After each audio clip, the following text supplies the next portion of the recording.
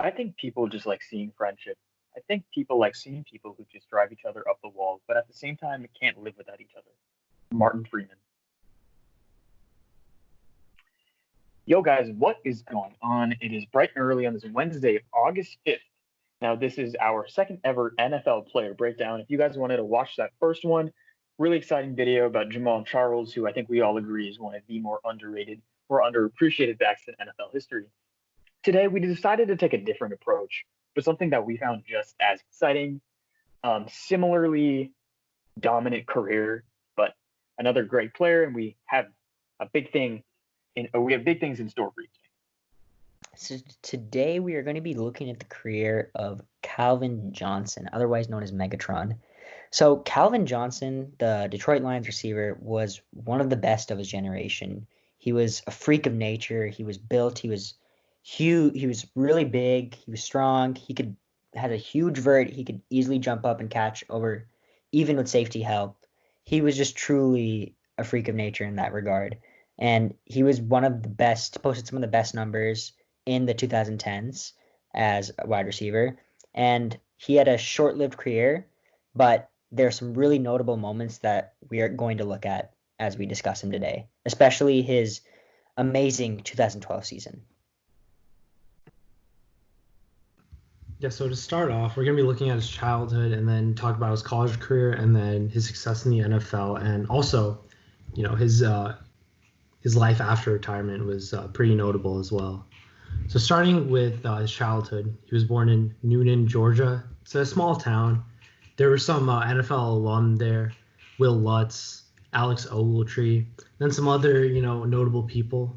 Will Smith, actually, the Braves pitcher, Will Smith, as well as Steve Young, obviously the country rock musician. So just a lot of great people from Newnan, Georgia.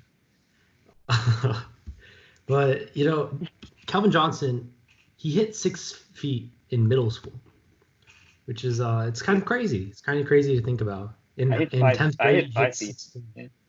Yeah, me too. Probably normal people hit 5 feet in middle school, but he hit 6. In 10th grade, he hit 6'4", which it just talks about Calvin's size throughout his high school career. Actually, in the beginning of his high school career, he was a bench warmer his freshman year, but turned out to be a 5-star recruit in high school. Was he on the varsity team? He was on the varsity team, but freshman year, he dubbed himself in an interview. He said he was a scrub. I really helped him. It's also interesting to know that in his senior year, Sean McVay actually won the Georgia for a Player of the Year over Calvin Johnson. He was also in Georgia, quarterback, and apparently he was better. But we know who Calvin Johnson is. He was a 5-star recruit, insane, just body, 6'4", 210 pounds in high school. He ran a 4.5. It's just everything that you want in a receiver. He was that. He was big. He was tall. He was fast. Just athletic freak. Megatron, as we know. But he went down to Georgia Tech, which is a 28-minute drive from his hometown. Wow. And, once again, he had an amazing college career. Arguably, one of the best Georgia Tech athletes of all time. But in college, he actually wanted to pursue baseball. But his mom didn't want him to be a dual sport athlete. We have a baseball player here, Rohit, student athletes. Yeah, I know how it is. Calvin and I are similar. Yeah, we're similar in a lot of ways. Yeah, imagine a 6'4", Calvin Johnson playing baseball. Yeah, I mean, you'd be talking about right now. The most notable figure in baseball is Aaron Judge, who had a lot of football scholarships, but he wanted to play baseball. Calvin kind of the opposite, right? So maybe that's later. Could Calvin Johnson have been the greatest baseball player of all time? Yeah, I mean, would Aaron Judge have been the greatest tight end in NFL history? There's a lot of hypotheticals. That's actually a Good Friday idea. That is a Good Friday idea. I like that. Okay, so we'll put that on our spreadsheet. But yeah, continue. Yeah, but he had a very impressive college career. Obviously, in his junior year, he was ACC Player of the Year, consensus All-American ACC Offensive Player of the Year, and he finished in school history. He finished first in receiving yards, second in receptions, first in touchdown receptions, and first in career 100-yard. Just curious, who finished second, or so who's first in receptions? Because he finished first in literally everything else. No, I don't really know the Georgia Tech alumni too well. But you can continue though. I'll search that up, and if it's anyone notable, I'll bring it up. Demarius Thomas went to Georgia Tech. Oh. Okay, I don't know. And maybe him. I don't know if it was him, but it's also important to remember that Calvin only played 3 seasons, so if he played a fourth, he definitely would have been first in all those receiving stats. But yeah, and I actually found it is some dude named Kelly Campbell.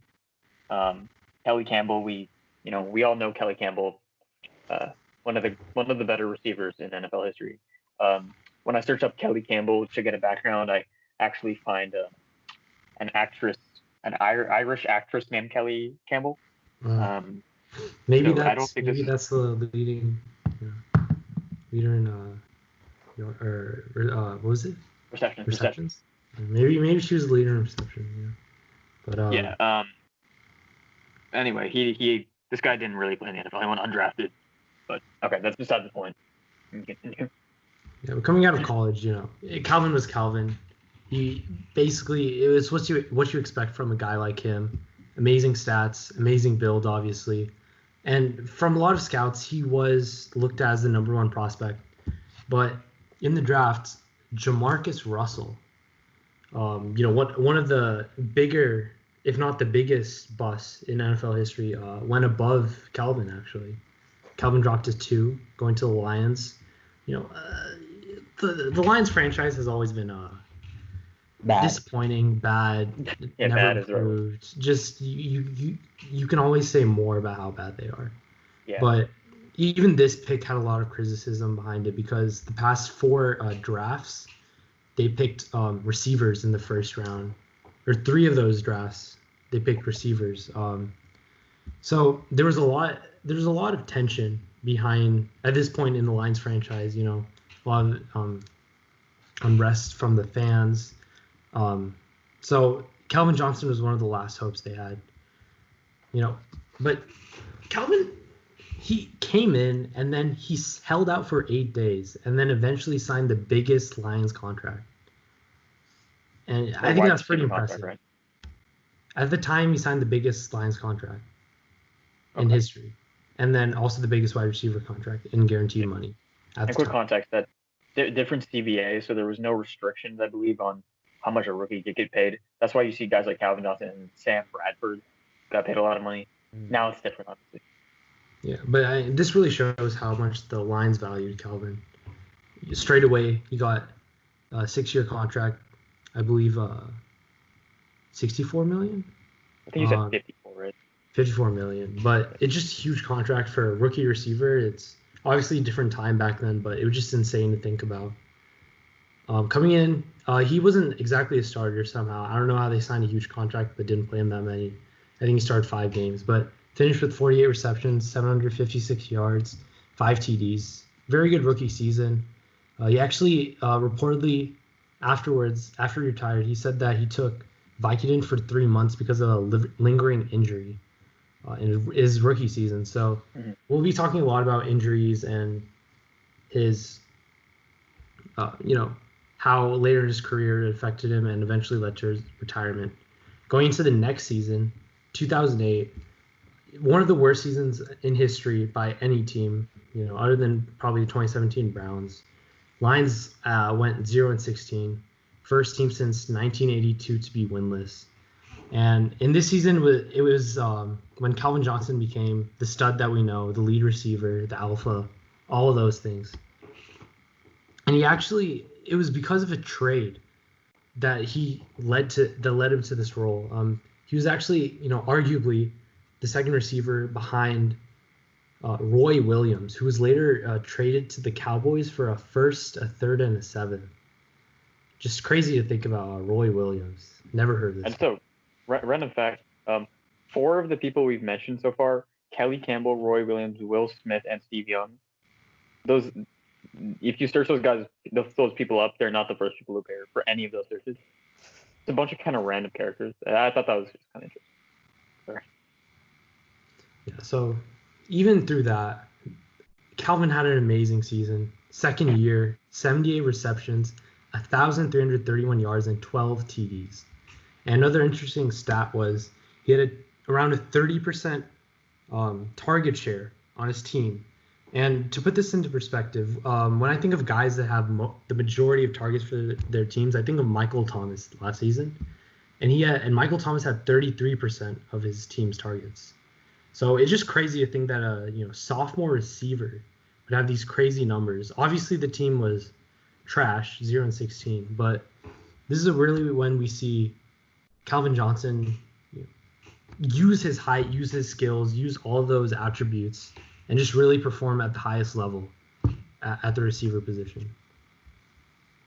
And then going to 2009, obviously the Lions had a complete franchise overhaul. Everything changed, management changed. They brought in Jim Schwartz, who's a defensive-minded coach. And I think this is really when I would say there was a little bit of hope with the Lions. Drafting, a big problem with them was their quarterback situation. They had some questionable quarterbacks. I think they had 4 in the last 2 years, or played games in the last 2 years. But in this draft, they got Matthew Stafford, who's a classic Texas gunslinger from Georgia. And this is really when I think, Calvin really got somewhat of help on this team. His third season, you got a quarterback that, he slung the ball. And, unfortunately, Stafford also had some injuries throughout his career. Starting in his rookie year, he only played 10 games. But Calvin still performed, obviously. Finished with a little bit under 100 yards, 1,000 yards, sorry. He finished 984 yards, 67 receptions, 5 TDs. It's not an amazing season, but obviously when you have your starting quarterback only played 10 games, then you're not going to be too amazing out there. And then but I know we want to kind of speed through this season, but also something kind of notable. He only had a 49% catch percentage, meaning that the quarterbacks just weren't competent. And in the first 3 years, he didn't exceed 52% in catch percentage. But then in Stafford's ensuing years, we'll get into this later, but 2011, 2012, 60%, 61% as well. So the numbers got a lot better. These early years were pretty awful for him from a situational standpoint. I think multiple quarterbacks also played this season. So there were better days for Calvin. Not too much better, but we'll move on to 2010 season. Keshav? Yeah, so 2010, Stafford's year was cut short again, and another injury put veteran Sean Hill at QB. So Megatron had to deal with another poor QB again, and he still posted decent numbers, I would say. 77 receptions, 1,100 yards, and a much better catch percentage this year at 56.2%. And the Lions, once again, just weren't a good team. They finished 6-10. And as Chirag was saying earlier, there was a lot of unrest in this Detroit franchise. It had been 11 years since they had made the playoffs. And I would say they were arguably the worst team of the 2000s, right? Definitely. They hadn't made the playoffs once throughout those 10 years. And 2011 is where things really started to change as Stafford had his first full season of his career. Stafford and Johnson actually led the Lions to the playoffs. They started with the league best 5-0. And Megatron posted probably his second best season of his career. He had 96 receptions, nearly 1,700 yards, and 16 touchdowns. And regarded by his peers, he was ranked third, definitely one of the best players in the league. And in the playoffs, they faced... We don't like that list, though. We don't like those lists. Yeah. We don't really love that list. But... Yeah, that's fair. And in the playoffs, they faced the Saints, who were heavily favored. And the Saints had a really good offense. The Lions 28, but Megatron had amazing numbers. One of the best playoff wide receiver performances anyone's ever seen. He had 12 catches, 211 yards, and 2 touchdowns. This was one of the best games by a Lions receiver in NFL history. And then you lead into Megatron's infamous 2012 season, which Rohit's going to talk about now. Or are we calling it infamous? Because of the touchdown count? 2012? Yeah, why are we calling it infamous before we get into it? It's crazy, you know, the yards. No, but why are you saying infamous? Why is it infamous? All right, fine. I mean, I guess the touchdowns could make it infamous. Like, it's the one stat that doesn't stand out. The yards and the receptions. Okay. No, but that's not. Never mind. Okay. Okay. Infamous makes it. It's like. Does it not make sense? Infamous. Infamous definition: well known for some bad quality or deed. Oh yeah. Okay. You know what? That was my bad, guys. That was my bad. All right. Yeah. Understandable mistake. 2012 season. Yeah. Okay. Famous. I can roll with that. Okay. So how this Jamal Charles video worked a couple of weeks ago. What I did was I pulled up two comparable seasons, not necessarily comparable to the two big time running back seasons from pre-2010 and then two in the last 10 years. And I wanted to compare those to Jamal Charles. Same thing is going to happen with Calvin Johnson. So the two pre-2010 seasons I'm looking at are 2002 Marvin Harrison and 2007 Randy Moss. And the two relatively recent seasons are going to be Julio Jones in 2015 and Michael Thomas this past season. But we'll quickly look at Calvin's stats. Like Keshav said, this was one of his. This was the season for him, and he's going to be known for this season because he set the record for yards in a single season, 1,964 yards. That breaks the record, right? So that's always going to be there. Even if that gets broken, he's still going to be up there. He had 122 receptions on 204 targets, which, again, to put this into perspective, using Michael Thomas as an example, that's 19 more targets than even Michael Thomas got. You can make the argument maybe the Saints weren't a true pass-heavy offense last year. Who cares? Okay, he got 19 more targets than Michael Thomas. Again, the touchdowns were a knock, 5 touchdowns, and the other guys we were going to look at, Harrison at 11, Moss with 23, Julio with 8, and Michael Thomas with 9. But I would argue that touchdowns, when you're looking at the greatest seasons of all time, you got to factor that in. But then you also have to consider that Calvin Johnson, the quality around him was always changing. Now, the offensive line was never a real strength there. I would say the biggest thing going for Calvin Johnson was the fact that Matt Stafford was, as Chirag said, a stereotypical Texas gunslinger. He's going to be throwing the ball. His MO is attack the post. He's going to throw it deep, and Calvin's going to make those catches. So it worked well there. But he wasn't the focal point in the red zone, indicated by the 5 touchdowns. The touchdowns were variable. The previous season was 16. Afterward, he had 12. Very inconsistent. It just happened that this year he only had 5. But let's look at more of the comparisons here. Calvin had 122 receptions, which was actually less than Harrison, Jones, and MT. It was more than Randy Moss by a significant number. 24 more catches than Randy Moss. So Calvin really worked. This was a career high for him in terms of receptions. Definitely a career high in targets. 204 is an obscene amount of yards. Obviously set the record. And in terms of fantasy points, which is something that may not be the best indicator of things, but I think it does provide a relatable stat to look at for a lot of you guys who play fantasy football. Calvin actually was the lowest of all 5 of these guys in half PPR fantasy points, but that's solely because of touchdowns. Now, number 1, predictably, is Randy Moss. Despite only having 1,493 yards and 98 receptions, he had 336.3 half PPR fantasy points. Again, swayed by the touchdowns. He had 18 more than Calvin Johnson. That's insane. And he still had 12 more than the next guy, Marvin Harrison. But what I wanted to do is, like I mentioned, touchdowns are variable. I guess they're important, obviously, right? But I took them out of the equation and wanted to see how the fantasy points stacked up. Adjusted, Calvin now vaults up to number 2. From number 5, he goes to number 2. The only guy ahead of him is Julio Jones. And the reason Julio is above him is because Julio had 14 more catches, and he only had about 90 less yards. So great seasons for all of these guys. Calvin really, really stood out. And I think the touchdowns for me is a variable stat. Chirag, you also noticed something with his game logs that was super impressive in 2012. What was that mentioned?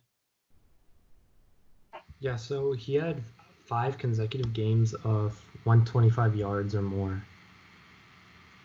Which is it ties an NFL record. And it wasn't even cheapies. So the first one, 129, sure, that just beats 125.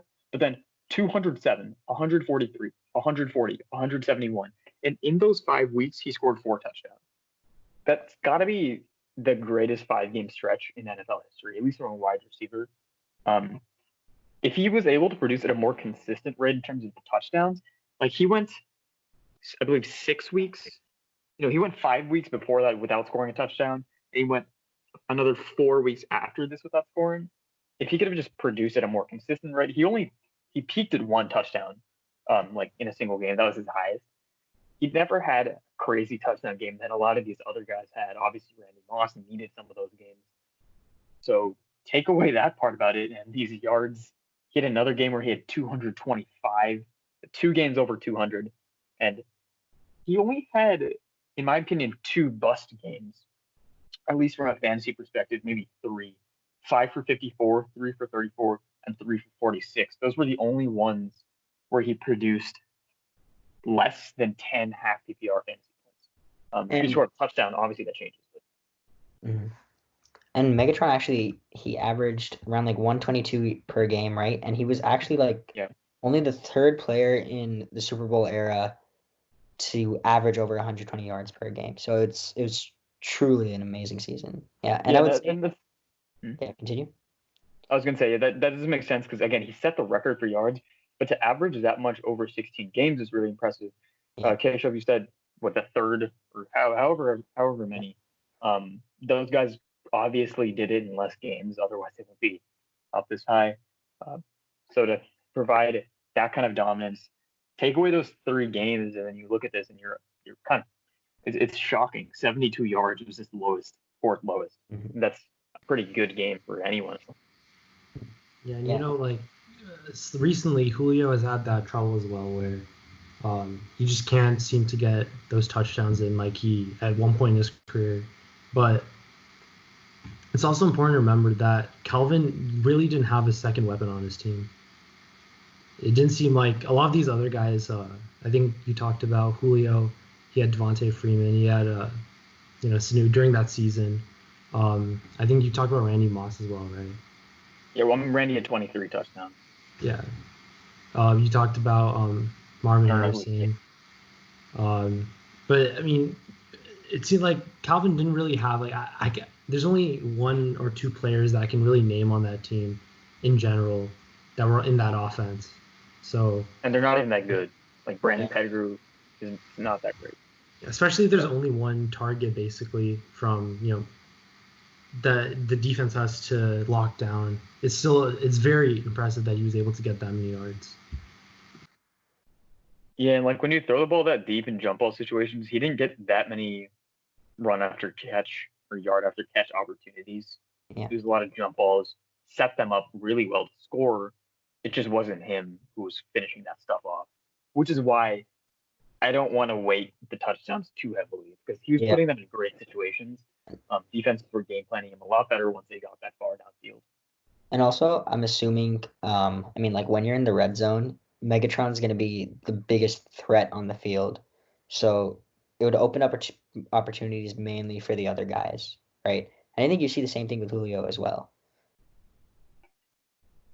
Yeah, and those are kind of similar teams. Matt Ryan, right, a big time down the field thrower. But there was other guys who he was able to spread the touchdown, the equity with, right? Yeah. Chirag mentioned Devontae Freeman, the running back. The tight ends for Julio, accompanying guys have always been Tony Gonzalez. Transitions very smoothly to Austin Hooper. He's always had that number 2 guy, which is Roddy White, whether it's Mohamed Sanu, whether it's now Calvin Ridley guy who's getting the majority of the touchdowns in Atlanta now. It's never been Julio. It was Calvin for a while, but this year it wasn't, and that's okay. I think that's just fine. But what a great year for Calvin Johnson. I just wanted to highlight that comparison there because it is really interesting. It's just people forget that he had the highest single season receiving yard total. He had 204 targets that year. So he was number 1 in a lot of categories, at least for that single season. And then just compare it to some of these great seasons. Michael Thomas did great things, but I do think Calvin Johnson had a better year than Michael Thomas. I do think he had a better year than Julio, Marvin Harrison, and Randy Moss is interesting. The touchdowns are just so incredibly high. It's hard to say with that. But, Yeah. Yep, that's 2012 Calvin. I would say it's similar to the LT Jamal Charles dilemma, right? LT, a lot of touchdowns, but Jamal Charles is more efficient. I think he posted more yards in the air as well. Yeah, absolutely. Yeah, and then he also had a lot more. He had Tom Brady throwing the ball. He had Wes Welker. I mean, obviously, Bill Belichick. Just the whole offense it's a lot more. Compared to this Lions team, you can see why a guy like Randy Moss would be able to post those, 23 touchdowns. The scoring touchdowns, yeah. And I mean, I guess we want to move on to the latter stage of his career, but you can see the differences here. Calvin was on the worst team of this bunch and he had the least touchdowns, but since they were throwing it the most, he had the most yards. Randy was on the best team of this bunch, most touchdowns, but he had the least yards. Clear correlation between all of those variables. But something just a little interesting right there. Yeah. All right, Keshav, you have the stage for the last few seasons. Yeah, and although this 2013 season, wasn't as good as his 2012-2011 season, he still posted some really great numbers. He had 84 receptions, nearly 1,500 yards, and he only also played 14 games. But once again, the team around him just wasn't good enough, and the Lions went 7-9. But there was one really notable game this season. It was one of the best individual performances in wide receiver history. He had 14 catches for 329 yards and a touchdown against the Cowboys. Now, this is the highest in NFL history, only behind Flipper Anderson, who got 336 in an OT game, and 40 of those yards were actually in OT. So if we're just talking about in regulation, Megatron had one of the best performances, the best performance in wide receiver history. Now, moving on to the next season, Megatron continued to do Megatron things, and the Lions actually, with a better team around them, they improved to 11-5, and this was definitely their best season maybe in the past 20 years. This is probably their best season, and they made the wild card game, but due to a really controversial finish, when a pass interference by Cowboys linebacker Anthony Hitchens was overturned, they lost that game 24-20. And I know a lot of people have thoughts about that game, because it was very controversial. And it would have been, a great chance to see how, if the Lions supposedly won that game, how Megatron would perform in the playoffs. So it's unfortunate that we didn't get to see that due to the poor officiating there. Now, Megatron at this time, let's just remember, he's still in his prime. It's not like he's digressing or anything. And in 2015, he still had a really great season. And the Lions, once again, they weren't able to continue from their success from the previous year. But Megatron continued to be really good. He had 88 receptions for 1,200 yards and 9 touchdowns. And although this seems like, really great numbers, Megatron is still in his prime at this time. But surprisingly, Megatron retired after this year. And it's a 9-year career, so it really surprised everyone, that he cut his career short, especially because he was still in the prime of his play. You could have seen him going on for maybe 6-7 more seasons because he was that dominant as position. And he said, as Chirag was mentioning, his body was done. The wear and tear of the game eventually got to him. And I think Chirag was also saying that he couldn't get out of his. And, the wear and tear of football can we may not realize it, but to even a guy like Calvin Johnson with such a crazy physical specimen, he himself wasn't able to take that. And I think go ahead. Before you move on, I wanted to quickly talk about some of those injuries. So I pulled up his injury reports since 2012, which was that season I was talking about earlier. Mm-hmm. He didn't miss any games that season, but he was only on the injury report for one game for an ankle sprain near the end of the season. It wasn't a huge deal. 2013 is where we start to see some more injury issues. He actually missed 2 games that year. He was on 12 injury reports. And after this 2013 season, he actually had arthroscopic knee surgery, which I'm 100% sure that was a major factor in why he ended up retiring a couple years later.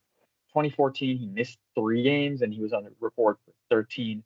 And then in his final 2 seasons, didn't miss any games, but he was on 10 injury reports in both seasons for a high ankle sprain. So it was really lower body injuries. I'm sure there was some trauma. Chirag, I think you wanted to quickly touch on CTE, but if you're looking at injury reports strictly, it was a lot of lower body injuries that took a toll on him in his last 5 seasons. Yeah, definitely. Yeah. And yeah, as you said, his body was done in, I guess his knee may have also not been able to handle it in the coming seasons. And I mean, I think it's also interesting to compare him to Barry Sanders. They both had really short careers, but are, I would say, the 2 greatest players in the Lions history, right? Barry Sanders is arguably one of the best running backs ever, and he retired at a time when he was still the best running back in the league. And I think in his final season he had amazing numbers. He was still in his prime. So I mean, comparing the two, they're both Lions legends, 9-year careers, and Barry Sanders had 10 years and Calvin 9 years, both retired early as Lions. So I think that was also interesting to compare. And in 2019, actually, Megatron, aware of the problem that, the pain and CTE causes to NFL players, he partnered with Harvard in CTE research and pain management. So it's clearly something that he was cognitive about and that he understood that was a problem in the NFL. Yeah, I think he's one of the more notable players that really talked about brain trauma, concussions, and CT in general. And he used to say that when he would wake up on right after a game on Monday, it would take him a few days to recover from that. And even after his retirement, I think 6 months, he had an interview. He said that he would get up from bed and his knees would still lock up every day. So he really brought light to these issues that NFL athletes have, especially post their NFL career. Throughout his time in the NFL, he took a lot of painkillers. He had a lot of tough injuries. He would take Vicodin, Toradol, cortisol, all these painkillers that NFL athletes have been taking for decades, and there hasn't been more recently there's been research done on these painkillers, but we've seen a lot of these negative effects that it has taken on the body of these retired NFL athletes. And we've seen these early retirements more recently with some 49er players, Patrick Willis, Chris Borland, so Luke Kuechly. So it just brings light. It's bringing light to the fact that it's bigger than football for a lot of these athletes. Obviously, their own health for the future in their later years post retirement, and people talk about if Calvin Johnson had played maybe for a better franchise for more years, could he have been the greatest receiver of all time? He was on pace for it. His 6th consecutive 1,000-yard season, which is crazy. And I think before we wrapped up this episode, I wanted to quickly just run between the 3 of us. Let's just quickly say whether we think he's a Hall of Famer and just a quick reason for why or why not. As for me personally, I believe Calvin Johnson should be a Hall of Famer. Now, Chirag, you mentioned it. It's a short career, but he did so much in those years. And there's no real criteria for what it takes to get in the Hall of Fame. So I think there's a lot of factors. And he put up the single most receiving yards in an entire season on some of the worst teams in NFL history, specifically his second year. But the big year, they were 4-12, so he produced in a terrible situation, put up a record-setting year. So I'm in on Calvin the Hall of Fame. Yeah, no doubt. I definitely agree. He's definitely a Hall of Famer because, I mean, just look at the numbers. Even beside the 2012 season, he was a consistently 1,000-yard receiver. And, he had some great seasons in 2011, 2013, 2014 as well. And as you were saying, he did it with not great teams. He was the focal point and the main focus of that offense. So, I would say he was really doing it all for that Lions team. No doubt Matthew Stafford had some great seasons, but he was the only and most notable offensive target that team has had in this past decade, I would say. And then Chirag. Yeah, I mean, looking statistically, he's pretty similar. His stats exceed guys like Michael Irvin, and I honestly think that he should be a Hall of Famer, even though he only played 9 seasons in the NFL. He was exceptional. He performed on a bad team, bad franchise, but statistically he outworked some of these other guys that made it to the Hall of Fame. So I think he should be a Hall of Famer. Definitely. Yep. So you heard it here first. We all think he deserves to be and will be a Hall of Famer. If you guys disagree, if you guys have anything else to add on to our arguments, feel free to comment that down below. And then before I sign off, I also wanted to note something. Coming kind of full circle, we ended this conversation pretty much by talking a little bit about injuries, CTE, whatever it is. In 2015, Will Smith, who we brought up earlier, not the same Will Smith, released a movie called Concussion, which dealt with CTE. So if you guys want to learn more about, NFL brain injuries and whatnot, check out that movie. I've not actually watched it myself, but respect to Dr. Bennett Omalu, great guy. Yeah, we love Bennett Omalu, Mike Webster, all those guys. We love Will Smith. Shout out Jada. Just kidding. And I think that'll do it for the whole Calvin Johnson episode. Thank you guys for tuning in, and we will see you on Friday. Peace.